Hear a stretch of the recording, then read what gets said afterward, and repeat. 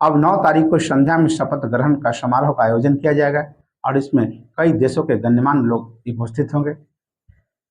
अब बात करते हैं विपक्ष की, नेता की। कौन हम बनेगा विपक्ष का नेता? कितने नंबर की है जरूरत और क्यों है अहम ये पद? सब जानते हैं। नेता प्रतिपक्ष के लिए कितने सीटों की आवश्यकता है, यह सवाल बेहद अहम है। तो सबसे पहले नमस्कार, आप देख रहे हैं न्यूज इरा और मैं आपके साथ विपिन। इस बार कांग्रेस को करीब 100 सीटें मिली है। इस बार नेता प्रतिपक्ष का पद लोकसभा में कांग्रेस के संसदीय दल के नेता को मिलेगा। पिछली 2 लोकसभा में कांग्रेस 55 सीटों से पीछे रह गई थी और इसी कारण उन्हें प्रतिपक्ष नेता का दर्जा नहीं मिल पाया था। नेता प्रतिपक्ष के लिए कुल सीटों की संख्या का 10% नंबर का नियम कहां से आया और इसको लेकर 1977 के कानून के तहत 10% नंबर जरूरी नहीं है। नेता प्रतिपक्ष को लेकर कानूनी जानकार और लोकसभा के पूर्व सेक्रेटरी जनरल पीडीटी आचार्य की राय अलग है। उनका कहना है कि सरकार के विरोधी दलों में सबसे बड़ी पार्टी के नेता को विरोधी दल के नेता का दर्जा मिलता है। हालांकि यह बात चलन में है कि नेता प्रतिपक्ष बनने के लिए सबसे बड़े विरोधी दल को कम से कम कुल सीटों का 10% यानी कि 55 सीटें चाहिए। लेकिन लोकसभा चुनाव के पूर्व सेक्रेटरी जनरल आचार्य इसकी अनिवार्यता नहीं मानते।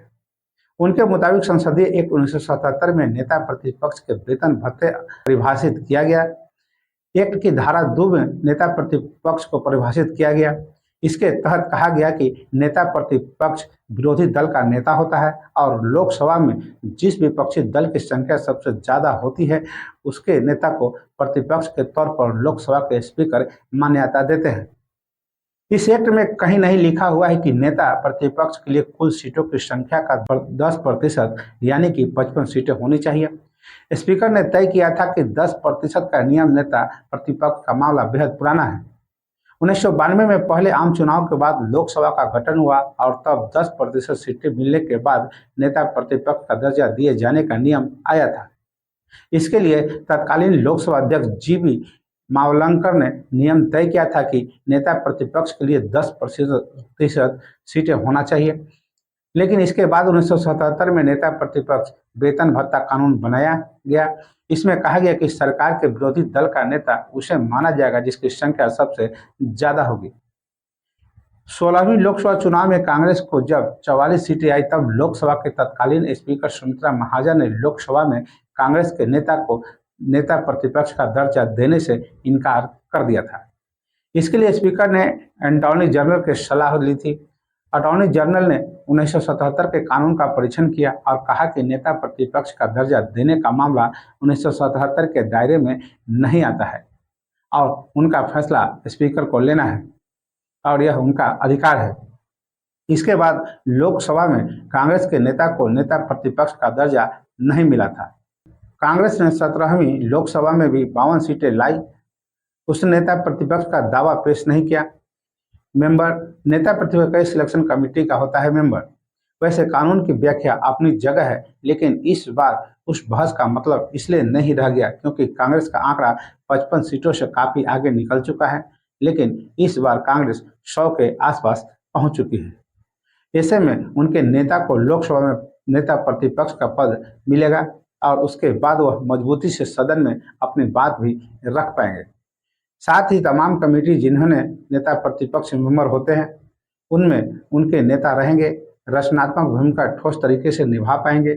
सीबीआई के डायरेक्टर की नियुक्ति के लिए बनाए गए कॉलेजियम को हो या फिर चुनाव आयुक्त उसकी नियुक्ति के लिए जो टीमें बनाई, हाई पावर कमेटी में विपक्ष की आवाज मुखर होगी क्योंकि इन तमाम कमियों में प्रधानमंत्री के साथ नेता प्रतिपक्ष भी होंगे और प्रतिपक्ष की वोटिंग अहम साबित होगी। अब जानते हैं नेता प्रतिपक्ष लोकतंत्र के लिए बेहद अहम क्यों है।